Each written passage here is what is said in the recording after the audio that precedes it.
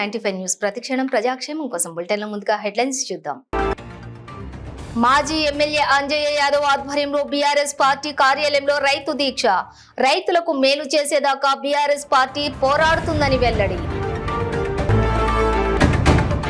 ఉమ్మడి ఖమ్మం జిల్లా వ్యాప్తంగా కనుమరుగైన బీఆర్ఎస్ ఎమ్మెల్యేలు. ఉన్న ఒక్క BRS MLA CM Revanth Reddy సమక్షంలో కాంగ్రెస్ గూటికి. చలివేంద్రాలను ప్రారంభించిన ఎమ్మెల్యే పాయల్ శంకర్. పెరుగుతున్న ఉష్ణోగ్రతల నేపథ్యంలో ప్రజలు జాగ్రత్తలు పాటించాలని సూచన. సిపిఐ జిల్లా కౌన్సిల్ సభ్యులు భాస్కర్, మండల కార్యదర్శి అబ్రహాం మీడియా సమావేశం. మున్సిపల్ చైర్మన్ పై అవినీతి రుజువుకు సిద్ధమన్న సిపిఐ. ఇక డీటెయిల్స్ చూస్తే నష్టపోయిన పంటలకు ఎకరాకు 25,000 నష్టపరిహారం ఇవ్వాలని ప్రభుత్వాన్ని డిమాండ్ చేస్తూ షాద్ నగర్ నియోజకవర్గంలో మాజీ ఎమ్మెల్యే అంజయ్య యాదవ్ ఆధ్వర్యంలో బీఆర్ఎస్ పార్టీ కార్యాలయంలో రైతు దీక్ష నిర్వహించారు. ఈ కార్యక్రమంలోని నియోజకవర్గం బీఆర్ఎస్ సీనియర్ నాయకులు, ప్రజాప్రతినిధులు, బీఆర్ఎస్ శ్రేణులు పాల్గొన్నారు. ఈ సందర్భంగా అంజయ్య యాదవ్ మాట్లాడుతూ ప్రభుత్వాన్ని నిద్ర లేపడానికి రైతు దీక్షలు చేస్తున్నామన్నారు. పంట నష్టపోయిన రైతులకు ఎకరాకు 25,000 నష్టపరిహారం చెల్లించాలని, చనిపోయిన రైతుల కుటుంబాలకు 20 లక్షలు పరిహారం చెల్లించాలని, రైతులకు ఇచ్చిన హామీలను నిలబెట్టుకోవాలన్నారు. 2 లక్షల రైతు రుణమాఫీ, రైతు బంధు 15,000, వడ్లకు మొక్కలకు 500 బోనస్, రైతు కూలీలకు 12,000, కౌలు రైతులకు 15,000 ఇస్తామని చెప్పిన హామీల్లో ఏ ఒక్కటి కూడా అమలు కాలేదన్నారు. మద్దతు ధరకు చట్టబద్ధత కల్పిస్తామన్న బీజేపీ కూడా మాట తప్పిందని, రైతులకు మేలు చేసేదాకా బీఆర్ఎస్ పోరాడుతుందని ఈ కార్యక్రమంలోని Shad Nagar municipal chairperson Narendra, vice chairman Nataraj, ZP vice chairman Kothur municipal chairman Lavanya Devender, Keshampet MPP Ravinder Yadav, మహిళా సీనియర్ నాయకురాలు రాజ్యలక్ష్మి, మున్సిపల్ కౌన్సిలర్లు, వివిధ గ్రామాల్లో మాజీ సర్పంచులు, ప్రజాప్రతినిధులు తదితరులు పాల్గొన్నారు. ఇంకా ఏడిపించొద్దు, రైతుల పొలాలకు నీళ్లు ఇవ్వాలని చెప్పని, చనిపోయిన రైతులకు వాళ్ళకు నష్టపరిహారం ఇవ్వాలని చెప్పని ఏదైతే మన ప్రభుత్వం డిమాండ్ చేస్తుందో బీఆర్ఎస్ ప్రభుత్వం 25 లక్షలు అది ఇవ్వాలని చెప్పని డిమాండ్ చేస్తూ ముగిస్తున్నాను. జై తెలంగాణ. ఎండిపోయిన పంటలకు 25,000 నష్టపరిహారం చెల్లించాలని మరియు 500 రూపాయల బోనస్ ప్రకటించాలని డిమాండ్ చేస్తూ పార్టీ అధిష్టానం పిలుపు మేరకు పెద్దలు అంజయ్ యాదవ్ గారి నాయకత్వంలో ఇక్కడ ఎలక్షన్ కోడ్ ఉన్నందువల్ల పార్టీ కార్యాలయంలో దీక్ష కార్యక్రమం ఏర్పాటు చేయడం జరిగింది. ఒకటే చెప్పదలుచుకున్నాను, నేను ఈ 3-4 నెలల కాలంలో కాంగ్రెస్ వాళ్ళు చేస్తున్న కథలు ఏంటంటే, హరీష్ రావు 7,000 కోట్లు రైతు బంధు కొరకు తీసిపెట్టిన డబ్బును ఒక మెగా కంపెనీ డైరెక్టర్ చిన్న బుక్క చిట్టి మీద రాసిస్తే ఒక మంత్రికి సంబంధించిన కాంట్రాక్ట్ సంస్థకు 7,000 కోట్ల రూపాయల బిల్లును పాస్ చేసే పరిస్థితి వచ్చింది ఈరోజు. అదొక టీఆర్ఎస్ పార్టీ అధినేత ప్రతిపక్ష నాయకుడైన కేసీఆర్ గారి పిలుపు మేరకు తెలంగాణ ప్రాంతంలో ఉన్న ప్రతి కాన్స్టిట్యూన్సీ కార్యక్రమం చేపట్టడం జరిగింది. దీక్షా కార్యక్రమంలో నాయకులు, రైతులను పాల్గొన్నారు. ప్రభుత్వాన్ని డిమాండ్ చేస్తుంది ఏంటంటే, కేసీఆర్ ఉన్నప్పుడు రైతులు ఎటువంటి, కేసీఆర్ లేనప్పుడు రైతుల పరిస్థితి ఎటువంటి, కేసీఆర్ వచ్చిన తర్వాతనే రైతులు బాగుపడ్డారు. ఎందుకంటే వాళ్లకు పంట పెట్టుబడి ఇచ్చిండు, కరెంట్ ఇచ్చిండు, నీళ్ళ వసతి కల్పించిండు. కాబట్టి వాళ్ళు కొంత పంటలు పండించుకొని ఇప్పుడే నాపడుతుంది. మన పాలమూరు జిల్లా కూడా వలస జిల్లా. మన ప్రాంత ప్రజలు పోయి అక్కడ వేరే రాష్ట్రాల్లో కూలీ చేసింది. కానీ కేసీఆర్ వచ్చిన తర్వాత, ఈ ప్రాజెక్టులు అయిన తర్వాత వేరే ప్రాంతం నుంచి మన తన కూలీ చేస్తుంది. అటువంటి పరిస్థితి మళ్ళా పోయి ఈ కాంగ్రెస్కు వచ్చిన 100 రోజుల్లోనే చాలామంది రైతులు బాధపడుతున్నారు. కరెంటు సరిగ్గా వస్తలేదు, రాసారాలు కానిపోతున్నాయి, మోటార్లు కానిపోతున్నాయి. అదేవిధంగా కేంద్ర వారి కొన్ని ప్రాజెక్టుల కింద టైంలో అవగాహన లేకుండా నీళ్ళు ఇవ్వడానికి అక్కడ దానికి ఎన్నో రిజర్వాయర్లు ఉన్నాయి, ఎన్నో కాలం చాలా పెద్ద స్కీమ్ అది. అందులో 3 బ్యారేజ్లలో దాదాపు 200 పైన పిల్లర్స్ ఉన్నాయి. ఈ 1,00,000 బ్యారేజ్లో కూడా 200 పైన 300 పైన 300 అన్నింటి అనుకో. అదేవిధంగా ఈ 1,00,000 బ్యారేజీ 87 పిల్లలు. 87 పిల్లల్లో 2 పిల్లలు ఒకటి పొంగింది, దాని పక్కన 3 అనుకో కొద్దిగా డ్యామేజ్ అయినాయి. దాన్ని కొద్దిగా గుష్క వల్ల డ్యామేజ్ అయ్యింది. దాన్ని బాగా చేయొచ్చు కదా. దాన్ని బాగా చేయించడానికి ఇంత గొడవ. అంత బాగా చేసేంత వరకు ఆ నీళ్లు మలిపి మోటార్లు పెట్టి పంపింగ్ చేస్తే నడుస్తుంది. వాళ్ళు ఉత్తగా సముద్రానికి ఇస్తారు కానీ అక్కడ మాత్రం పంపింగ్ చేస్తలేరు. అంటే ఏదో సబ్జెక్ట్ అవగాహన ఉండాలి. ఎన్ని టన్నుల బండి ఒడ్లు మీరు చూస్తేనే కదా. భద్రాద్రి కొత్తగూడెం జిల్లా 5 నియోజకవర్గాలకు అసెంబ్లీ ఎన్నికల్లో 4 కాంగ్రెస్ పార్టీ కైవసం చేసుకోగా బీఆర్ఎస్ పార్టీ నుండి 1 సీటు మాత్రమే గెలుపొందాడు. అదే ప్రకారం చూసుకుంటే ఉమ్మడి ఖమ్మం జిల్లా వ్యాప్తంగా బీఆర్ఎస్ సీటు 1తోనే సరిపెట్టుకుంది. కానీ ఇప్పుడు మంత్రి పొంగిరెడ్డి శ్రీనివాసరెడ్డి గతంలో ఉన్న విధంగా ఉమ్మడి ఖమ్మం జిల్లాలోని బీఆర్ఎస్ పార్టీ నుండి 1 ఎమ్మెల్యేని కూడా గెలవనివ్వను, బీఆర్ఎస్ పార్టీ నుండి 1 ఎమ్మెల్యేని కూడా లేకుండా చేస్తానన్న మాట ఈ రోజు కనబడుతోందన్నారు. భద్రాచలం ఎమ్మెల్యే బెల్లం వెంకట్రావు సీఎం రేవంత్ రెడ్డి సమక్షంలో బీఆర్ఎస్ పార్టీని వదిలి కాంగ్రెస్ గూటికి చేరుకున్నాడు.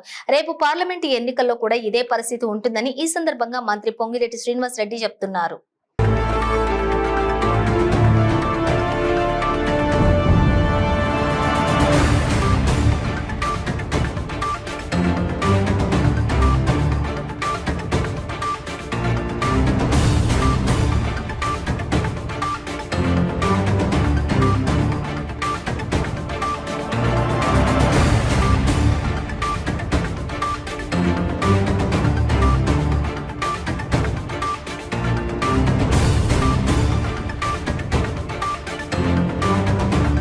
ఆదిలాబాద్ జిల్లాలో పెరుగుతున్న ఉష్ణోగ్రతల నేపథ్యంలో ప్రజలు జాగ్రత్తలు పాటించాలని ఎమ్మెల్యే పాయల్ శంకర్ పేర్కొన్నారు. ఆదిలాబాద్ పట్టణంలోని ప్రధాన కూడలిలో ఆదిత్య ఖండేష్కర్ సొసైటీ అధ్యక్షులు ఆధ్వర్యంలో ఏర్పాటు చేసిన చలివేంద్రాలను ఎమ్మెల్యే ముఖ్య అతిథిగా హాజరై ప్రారంభించారు. ఈ సందర్భంగా స్థానికులకు నీరు అందించారు. ప్రజల దాహార్తిని తీర్చేలా చలివేంద్రాలను ఏర్పాటు చేయడం అభినందనీయమని అన్నారు. వివిధ ప్రాంతాల నుంచి వచ్చే ప్రజలు ఈ చలివేంద్రాలను సద్వినియోగం చేసుకోవాలని సూచించారు. అదేవిధంగా వివిధ స్వచ్ఛంద సంస్థలు సైతం చలివేంద్రాలు ఏర్పాటు చేయడానికి ముందుకు రావాలని కోరారు.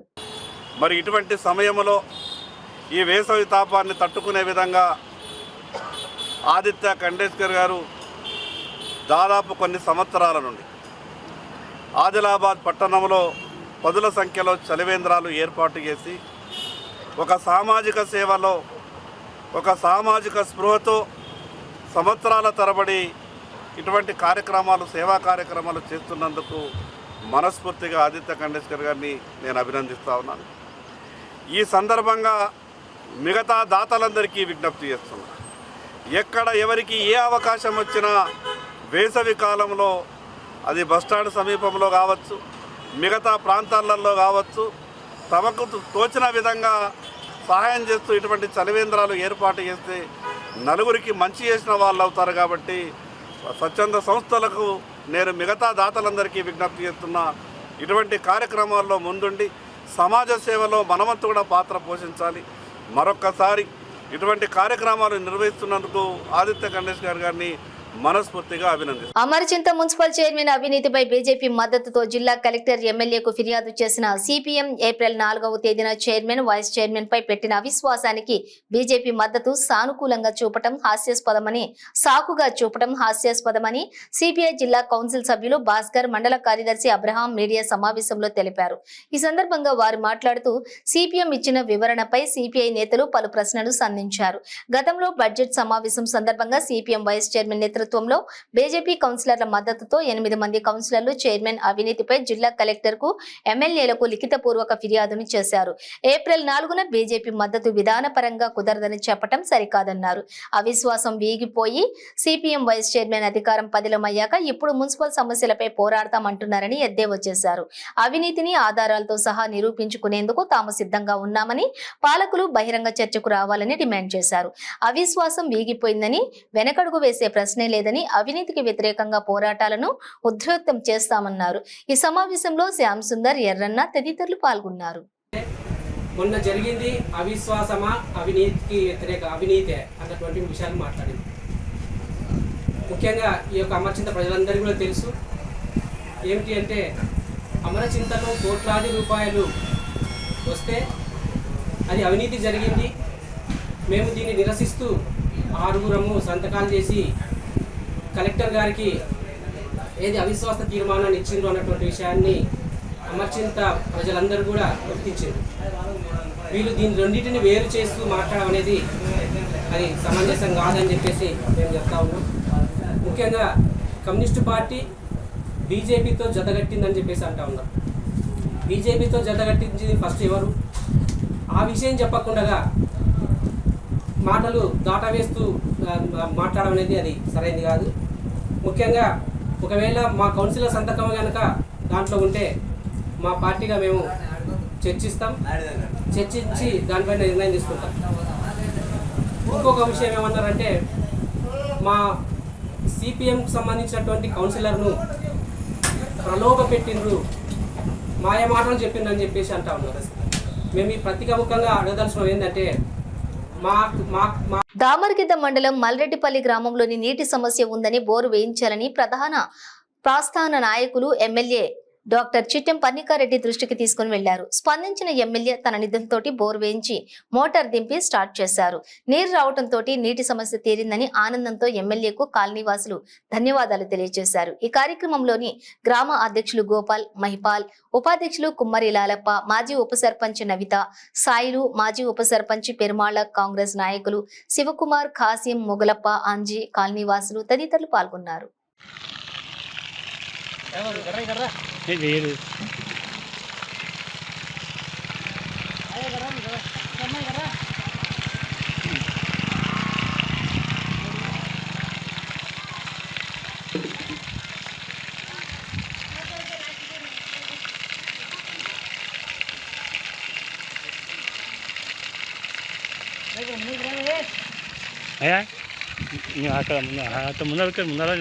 భద్రాద్రి కొత్తగూడెం జిల్లా Palvancha municipality KSM petrol bunk ప్రక్కన హర్షసిరి ధరణి టౌన్ షిప్ పురపాలక సంఘం పాల్వంచ పట్టణ ప్రకృతి వనం వికృత చేష్టలకు నిలయంగా మారింది.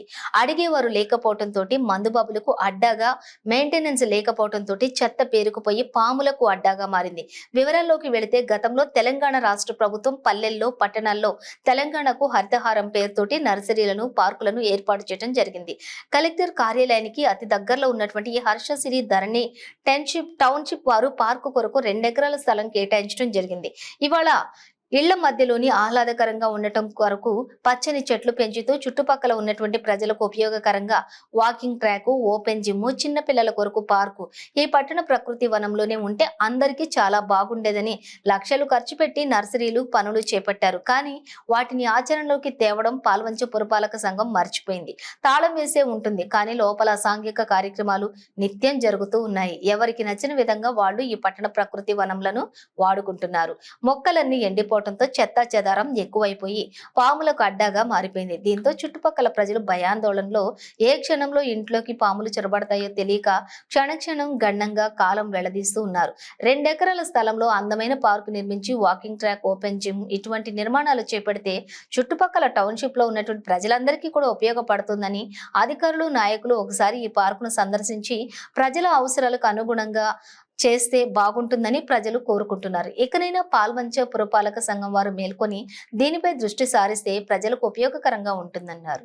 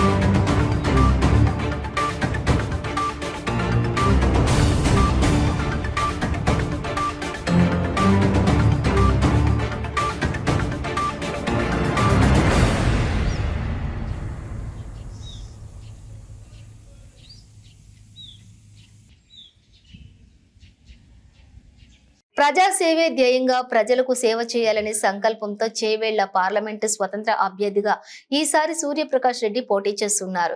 వికారాబాద్ జిల్లా పరిగిలో శారదా డీలక్స్ లో ఏర్పాటు చేసిన విలేకరుల సమావేశంలో తాను మాట్లాడుతూ, చేవేళ్ల పార్లమెంటు స్వతంత్ర అభ్యర్థిగా నేను పోటీ చేస్తున్నాను.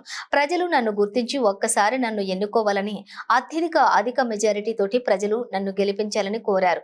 ఈసారి సూర్యప్రకాష్ రెడ్డి ప్రవేశపెట్టినటువంటి మేనిఫెస్టోలోని వివరాలు, ప్రణాళికాబద్ధమైన గ్రామాలు, సత్వర న్యాయం, ఆదాయ ఆధారిత ప్రోత్సాహకాలు, నీటిపారుదల సౌకర్యాలు, అవినీతి రహిత భారతదేశం, రాజకీయ సంస్కరణలు, సామాజిక సంస్కరణలు, ఉజ్వల భవిష్యత్తు కోసం విద్యా సంస్కరణలు, వ్యవసాయ సంస్కరణలు, ఆరోగ్య సంస్కరణలు, ప్రతి భారతీయుడికి స్వయం ఉపాధి సాధికారత కల్పించడానికి ఇలాంటి విషయాలు తెలియపరిచారు. మేనిఫెస్టోలో ఇంకొక 12 పాయింట్లు, దీంతో పాటు ఇంకొక 12 పాయింట్లు ఇవ్వడం జరిగింది. సో దాంట్లో ఏంటి అంటే మనకి సత్వర న్యాయం అనేది ముఖ్యమైన పని. అంటే ఇప్పుడు ఇది జనరల్గా చూస్తే ఇదేంటి కాన్సెప్ట్ అనేది జనరల్గా అర్థం కాదు. బట్ అన్నిటికీ ముఖ్యమైన అంశం ఏంటంటే మన భారతదేశంలో సత్వర న్యాయం అవసరం ఉంది ప్రజలకు. ఆ సత్వర న్యాయం లేకపోవడం వల్లనే ఎన్నో వ్యవస్థలు నిర్వీర్యమై తర్వాత మనకి కావాల్సిన సర్వీసెస్ని కావాల్సిన టైంలో ట్రాన్స్పరెంట్గా మనకి దొరకడం లేదు. దానికోసం ఏంటంటే సత్వర న్యాయం అనేది చాలా మటుకు అది మనకి వ్యవస్థలని ప్రక్షాళన చేస్తూ ఉంది. అండ్ దానివల్ల ప్రజలకు ఎంతో మేలు జరుగుతుంది. సో అందుకోసం మనం సత్వర న్యాయం అనేది మనం పొందుపరచడం జరిగింది మన మేనిఫెస్టోలో. దాంతోపాటు ఆధారిత ప్రోత్సాహకాలు, అంటే caste basis, religious basis benefits కాకుండా, సో అవన్నీ కాకుండా ఎవరైతే ఎకనామికల్గా పూర్ ఉంటారో ప్రతి ఒక్కరికి అవకాశాలు రావాలి. వాళ్ళకి కావాల్సిన సపోర్ట్ స్కిల్స్ కానీ, తర్వాత ఫైనాన్షియల్ అసిస్టెన్స్ కానీ అవన్నీ రావాలనేది మన ఉద్దేశం అండి. అంటే ఫర్ ఎగ్జాంపుల్ ఒక పర్సన్ ఎవరైనా చదువుకోవాలంటే కేజీ నుంచి పీజీ కానీ పిహెచ్డీ కానీ వాళ్ళకి ఒక ఫ్రీ అప్రూవల్ నుండి వాళ్ళు ఏదైనా కాలేజీలో ఏదైనా స్కూల్లో చదువుకునే విధంగా ఉండాలి. ఇదే స్కూల్లో ఇదే దాంట్లో అనేది కాకుండా ఎక్కడైనా వాళ్ళకి ఇష్టం వచ్చిన ప్లేస్లో పోయి చదువుకునే విధంగా వాళ్ళకి ఒక వ్యవస్థ ఉండాలనేది దానికి రూపకల్పన కూడా చేసి ఉన్నాం ఆల్రెడీ. అది మలక్పేట నియోజకవర్గం పరిధిలోని పాత Malakpet division Vahed Nagar hi-tech garden function హాల్లోని లెన్ గార్డెన్ లో దావత్ ఇఫ్తార్వి జరిగాయి. దీనికి ముఖ్య అతిథిగా MIM floor leader Akbaruddin Owaisi, Chandrayangutta MLA విచ్చేశారు. వీరితో పాటుగా కార్పొరేటర్లు, సీనియర్ నాయకులు మరియు యాక్టివ్ వర్కర్స్ తో పాటుగా ప్రజలు ఈ విందులో పాల్గొన్నారు.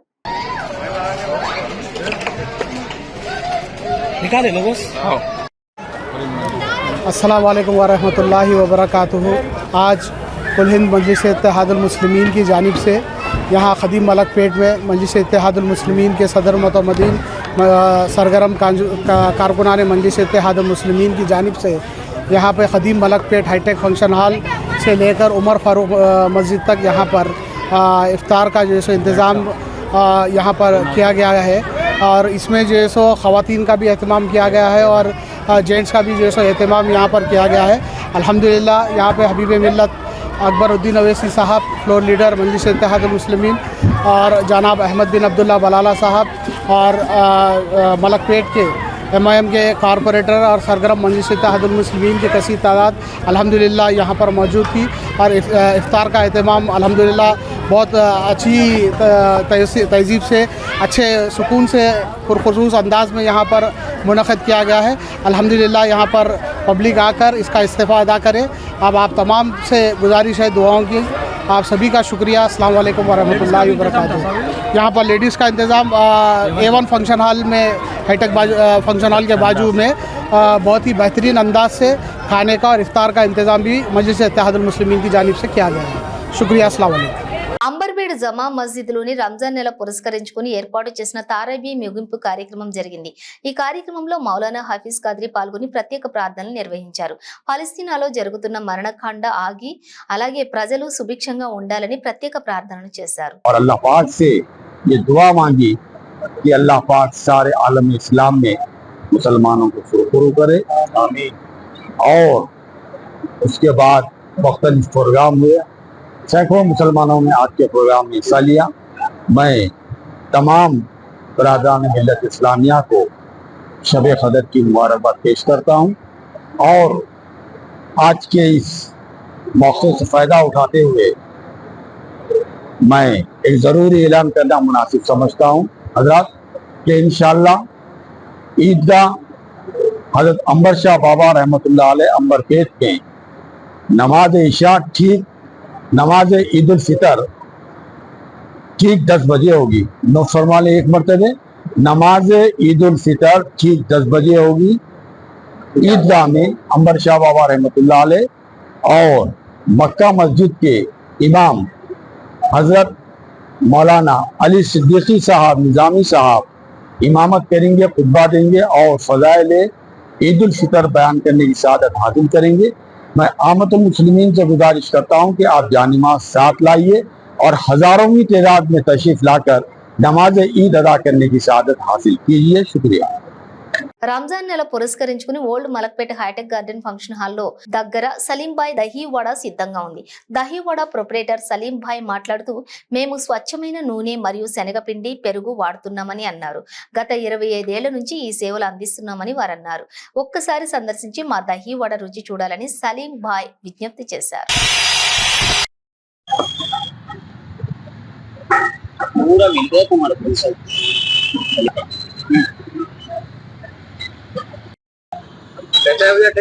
बॉस ठीक है भैया, एकदम धमाका नहीं, इससे पहले भी गया सारा हर साल से खा रहा हूँ भैया, हर साल का टेस्ट अच्छा है, टेस्ट डबड़ा से।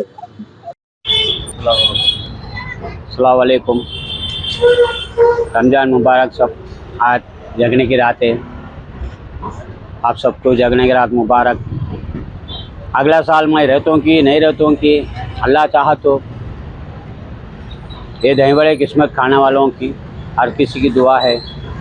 अल्हम्दुलिल्लाह हाईटेक गार्डन रोड पे है सलीम भाई दही बड़े, और हमारा फैमिली के साथ मैं दही बड़े का कारोबार कर रहा हूँ। अल्हम्दुलिल्लाह अच्छा है। और ये साल शवाल का भी रहेगा, 6 दिन शवाल के, ईद के दूसरे दिन से शवाल का पूरा रोज़ा रहेंगे और पूरा दही बड़े भी रखते हैं।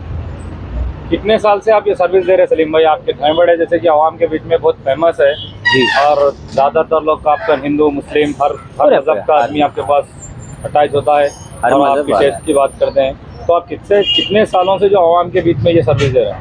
ये तो मैं होटल डिपार्टमेंट में बचपने से कर रहा हूँ, और ये जो है होटल में काम करता था लालबाग में 93 से, वहाँ से दही बड़े बना लेते हुए आ रहा हूँ। और ओन कारोबार है ये 99 से। अच्छा, 99 से ओन कारोबार है मेरा। 99 से जब 7 रुपया मेरे को प्लेट दही बड़ा था मेरे पास, जब भी वही क्वांटिटी वही क्वालिटी वही मेंटेनेंस करता था, जब उतना कारोबार नहीं रहता। 2017 से मेरे को फेमस हुई सो। आवाम का रिस्पांस कैसा है? पब्लिक का रिस्पांस नहीं नहीं, अल्हम्दुलिल्लाह अल्हम्दुलिल्लाह अल्हम्दुलिल्लाह। यहाँ पे आए वाला कोई नाराज होगा तो नहीं जाता। अल्हम्दुलिल्लाह हर किसी के मुंह में मेरे को वो लोगों की दुआ है, मेरे को लेके चल रहा है। सो आज ही मेरा 62 ईयर्स है मेरी। अल्हम्दुलिल्लाह आज भी अच्छा हूँ, तंदुरुस्त हूँ मैं, मेरे को कोई टेंशन नहीं है। और मेरे को पैसा कमाने का शौक़ नहीं है। ये क्या है, लोगों के मुंह से जो दुआ निकलती, लोग मेरे को देख के दुआ देते, सलीम भाई दही बड़े बोलो तो मेरा दिल खुश हो जाती।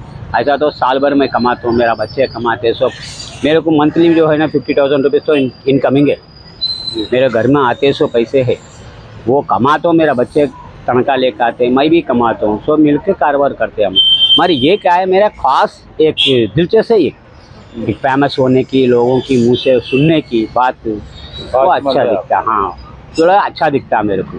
उसके वास्ते मैं कितनी भी मुसीबत रहूँ मैं लगाऊंगा, ये कारोबार तो करके दिखाऊंगा। ठीक है, शुक्रिया। और शवाल का भी याद रखना, इंशाल्लाह शवाल में भी आके खा सकते दही बड़े। शुक्रिया।